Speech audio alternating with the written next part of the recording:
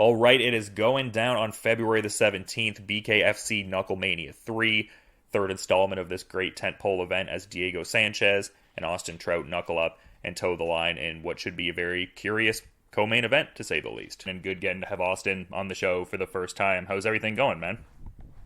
Everything's blessed. I'm happy. I'm healthy. Hungry, but that means I'm alive. And just kind of doing my backgrounding on you, I was checking out some different interviews, and it seems like you really have been a big fan of BKFC and have been targeting this for quite a while, from what I understand. Do you remember an early BKFC moment? Was there a particular fight or event where you really kind of sunk your teeth into it, as it were? I mean, from jump. I mean, the first one that they threw. I think it was with Paulie Malignaggi, right? Now, that fight wasn't even as great as the other fights, but nonetheless, it was still a good fight. You know what I'm saying? And so, I've been a fan from the start. Yeah, and this must be exciting for you, just seemingly something you've wanted to do for quite a while, like I'm saying, but also getting to do it in front of the New Mexico faithful. How perfect is that? I would think that would be the perfect set of circumstances. Absolutely. To be able to make my BKFC debut in Albuquerque, where I also made my pro boxing debut, it's coming around full circle. And I do plan on getting another third round knockout. Yeah, for sure. Definitely an interesting spot for you to be fighting in, and something that you're familiar with in a few different regards from what I was seeing. I thought it was interesting, the backstory you have kind of with, training with Carlos Condit and just Jackson Wink in general. When was the last time you were at Jackson Wink, and, how long was that going on for? When did that kind of all start? Because it seemed you're talking about guys like Keith Jardine and guys of a certain era that I fondly remember. So, when did that all kind of get going, I suppose? Yeah, that was probably about 10 years ago. Carlos Condit was still in the height of his career, was one of the best strikers in the UFC. We worked on some hands together, and it was a great experience for both of us. And then that's before Jackson, really, really blew up. They were already on the come up, but this is right before they just became the mecca of MMA. And I guess just something I was curious about, because Diego Sanchez, also someone who's been very interwoven into that Jackson Wink culture, certainly more so back then. Was he someone you ever had gotten to train with prior, or not so much? No, not so much. Because honestly, the height of his career, and for most of his career, he was in California and in Arizona.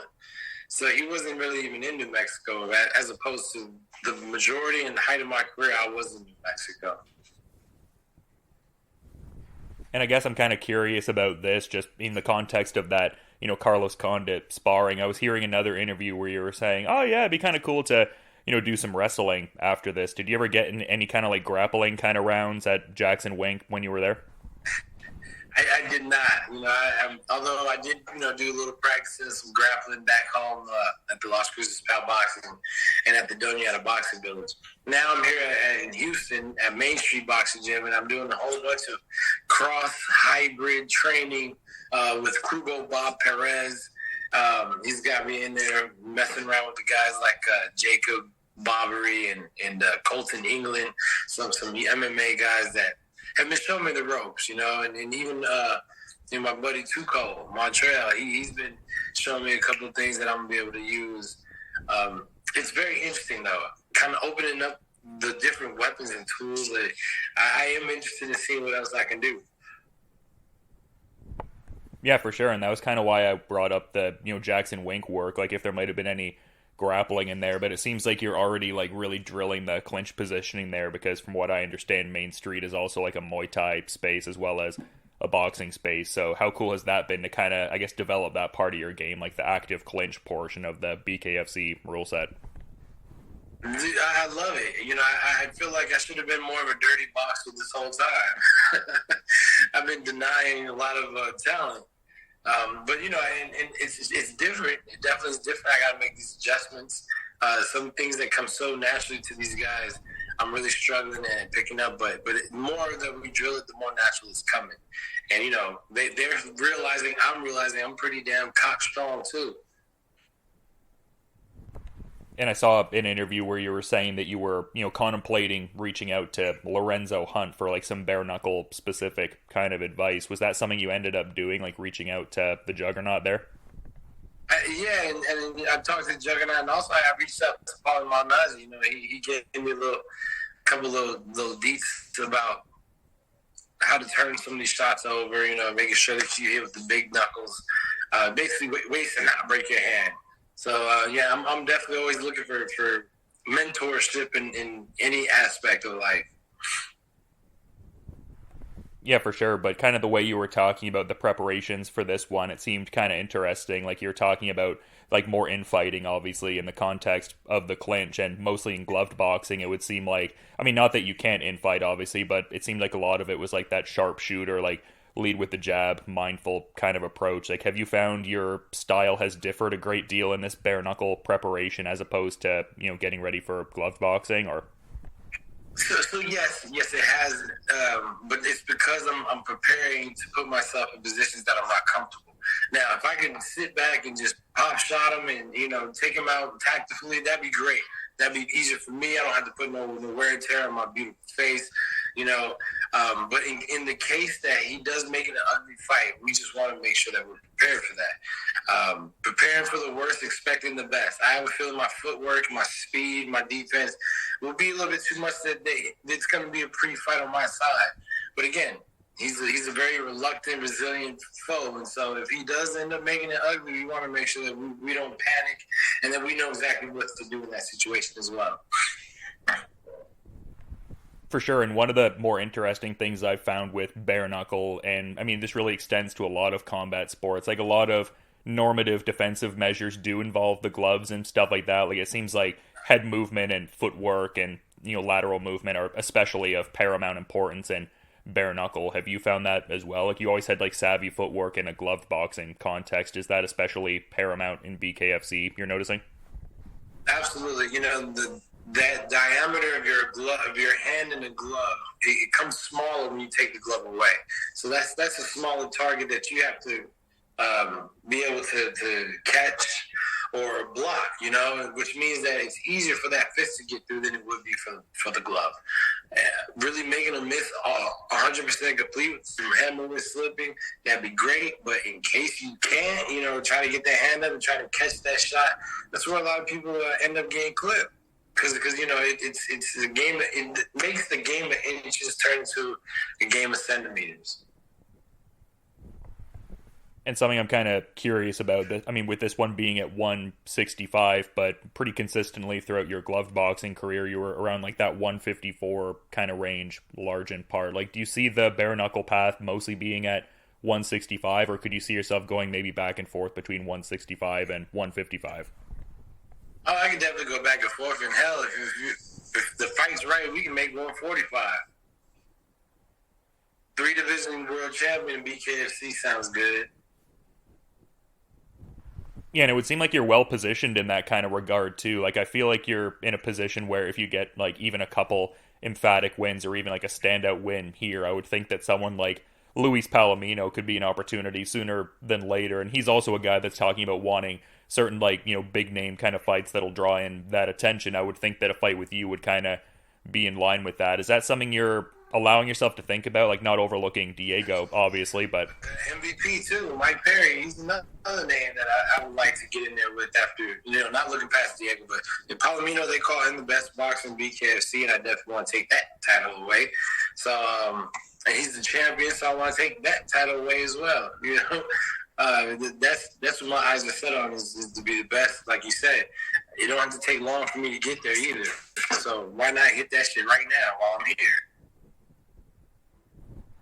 Yeah, and I love how motivated you are. Like I was seeing an interview you did where you're saying you're looking at like 4 or 5 fights this year, and I mean it seems like you're looking to do both gloved and bare knuckle, so certainly feasible. But I was noticing that over the last few years you've only been fighting like once or twice, it would seem. Like what do you think is like why is that a byproduct of whatever is happening there? Like what's kind of going on with that? Because you seem like a very eager guy to want to get out there and compete, obviously. So what was going on there? So exactly, the problem with my career, in my opinion, has been inactivity. Over the last, and it's aside from the last couple of years, because I've tried to get it up to like 2 or 3, but last 5 years of my career, I fought like 5 times. So that means it was like a year-long layoff. Then I come back and fight somebody, have another year-long layoff, come and fight somebody. And not just somebody, I'll fight like a killer, you know what I mean? Charlo, Hurd, somebody, you know, Gaucher. And I kept trying to tell my handlers that I need activity to be sharp. Like, you're not going to get the best out of me shelving me for a year and then bring me against the killer. Like, give me a tune-up, give me something. So I'm looking at BKFC as not just a way to stay active and sharp, but it's also a way to get the most out of this activity. You know, boxing, I might have, you know, maybe 4 fights to get to the title shot. Or 5 or 6, who knows? You know what I mean? There's so many different just moving parts in boxing that it's so complicated. The BKFC, it's just them.